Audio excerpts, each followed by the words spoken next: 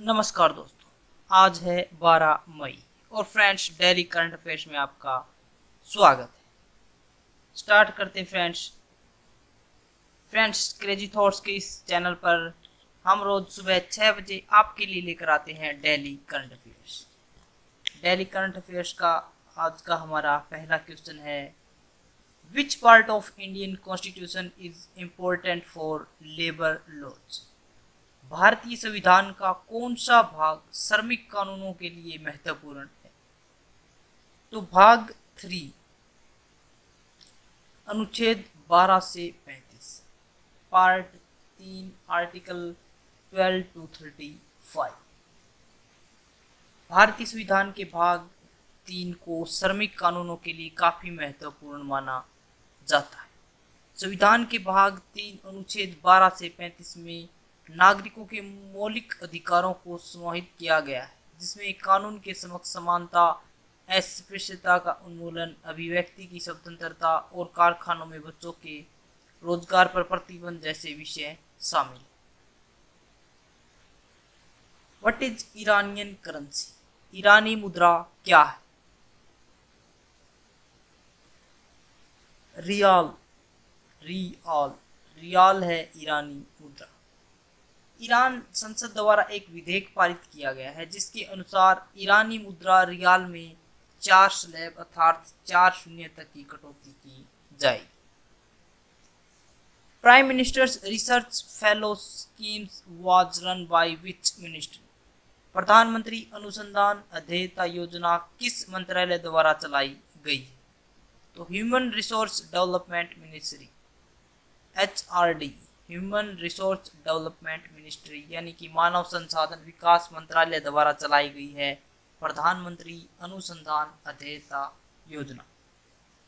प्रधानमंत्री अनुसंधान अध्ययता योजना में संशोधन के पश्चात किसी भी मान्यता प्राप्त संस्थान, विश्वविद्यालय, IIT, NIT, IISER, IIT के अलावा के छात्र इस योजना के लिए पात्र होंगे। साथ ही पात्रता हेतु गेट यानी कि graduate aptitude test in engineering परीक्षा में प्राप्त स्कोर को 750 से घटाकर 650 अंक कर दिया। Who chairs the national biofuels coordination committee? राष्ट्रीय जैव ईंधन समन्वय समिति की अध्यक्षता कौन करता है? तो union minister of petroleum and natural gas, केंद्रीय पेट्रोलियम और प्राकृतिक गैस मंत्री राष्ट्रीय जैव ईंधन समन्वय समिति की अध्यक्षता करते हैं। इसमें केंद्रीय पेट्रोलियम और प्राकृतिक गैस मंत्री जो समिति की अध्यक्षता करता है, उसके अलावा 14 अन्य मंत्रालयों एवं विभागों के प्रतिनिधि शामिल होते हैं। समिति जैव ईंधन कार्यक्रम के कार्यान्वयन और प्रभावी निगरानी की दिशा में समन्वय तथा आवश्यक निर्णय लेने का कार्य करती है। What is India's place in the global starvation index? वैश्विक भूखमरी सूचकांक में भारत का कौन सा स्थान है? तो 102। वैश्विक भूखमरी सूचकांक में भारत का 102वां स्थान है। वैश्विक भूखमरी सूचकांक ग्लोबल हंगर इंडेक्स के अनुसार 117 देशों में भारत 102वें स्थान पर रहा है। राष्ट्रीय परिवार स्वास्थ्य सर्वेक्षण के अनुसार 5 वर्ष से कम उम्र के 38.4% बच्चे बौने उम्र के अनुसार लंबाई कम, जबकि 21% बच्चे वेस्टेड यानी कि लंबाई के अनुसार कम वजन है। वास्तव में वेस्टेड दर 3 में 19.8% से बढ़कर 21% हो गई। फ्रेंड्स, करंट अफेयर्स की प्रिपरेशन करना चाहते हैं तो आप हमारे यहाँ से HSC हो, SSC या फिर बैंकिंग, रेलवे, हर चीज़ के लिए आप करंट अफेयर की प्रिपरेशन यहाँ से कर सकते हैं।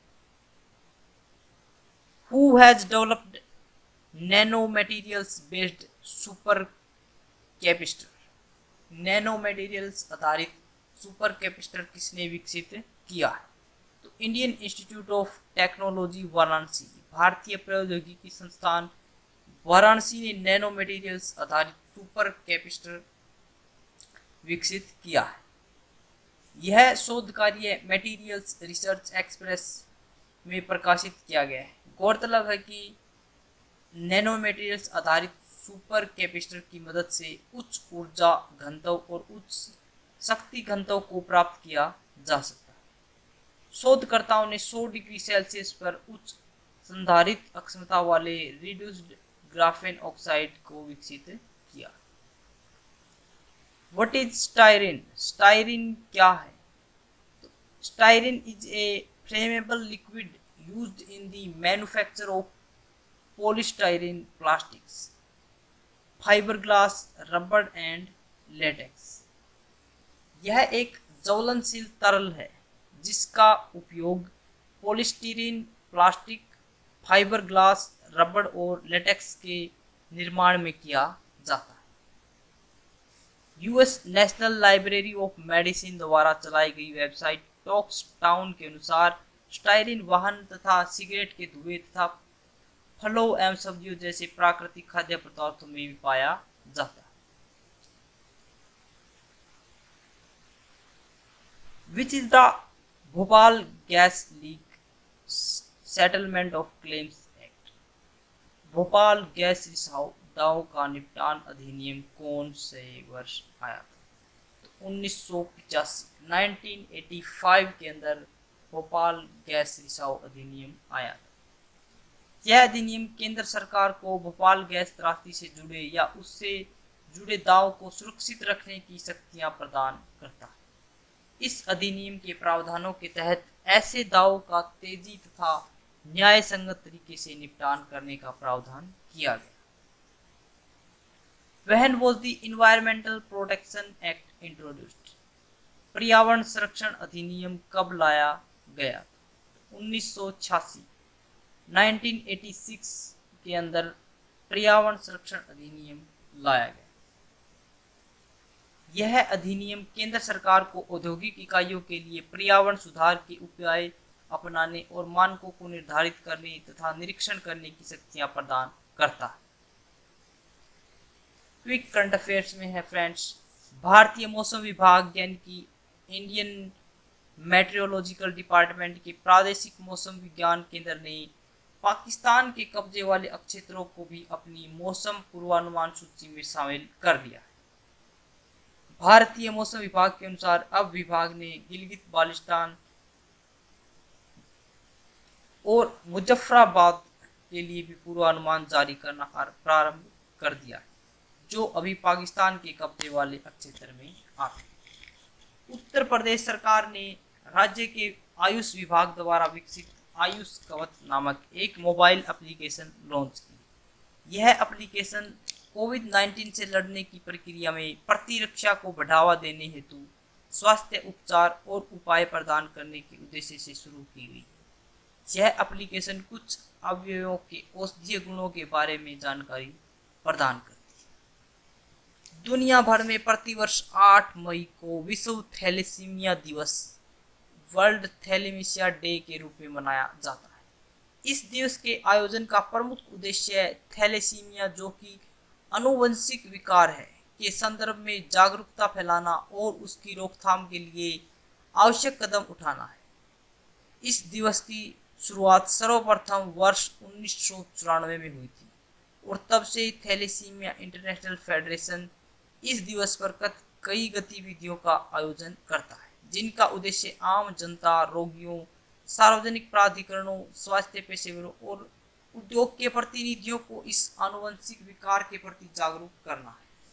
थैलेसीमिया एक स्थायी रक्त विकार है जिसके कारण एक रोगी के लाल रक्त कोशिकाओं में पर्याप्त हीमोग्लोबिन नहीं बन पाता। सिर्फ मरी हुई मछली को पानी का बहाव चलाती है।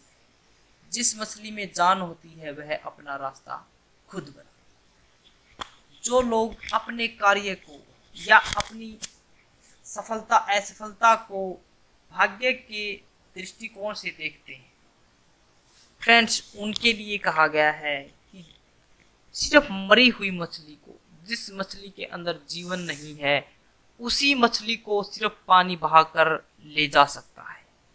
जिस मछली के अंदर जान होती है वह अपना रास्ता खुद बनाती है। यानी कि जो व्यक्ति जिसके अंदर काबिलियत होती है कुछ करने की, वह अपने रास्ते खुद बनाता है। जिसके इरादों के अंदर दम होता है वह अपने रास्ते खुद तय करता है। क्वेश्चन ऑफ द डे है फ्रेंड्स, भोपाल गैस रिसाव कब हुआ था? भोपाल गैस रिसाव कब हुआ था? तो ऑप्शन ए है 1990, ऑप्शन बी 1984, ऑप्शन सी 1989 और ऑप्शन डी 1986। तो किस वर्ष हुआ था भोपाल गैस रिसाव? अगर आपको हमारी वीडियो अच्छी लगी हो तो फ्रेंड्स इसे शेयर करें और हमारे चैनल को सब्सक्राइब करें। अगर आपको इसकी पीडीएफ चाहिए तो आप नीचे दिए गए टेलीग्राम लिंक को भी ज्वाइन कर सकते हैं। Thanks for watching.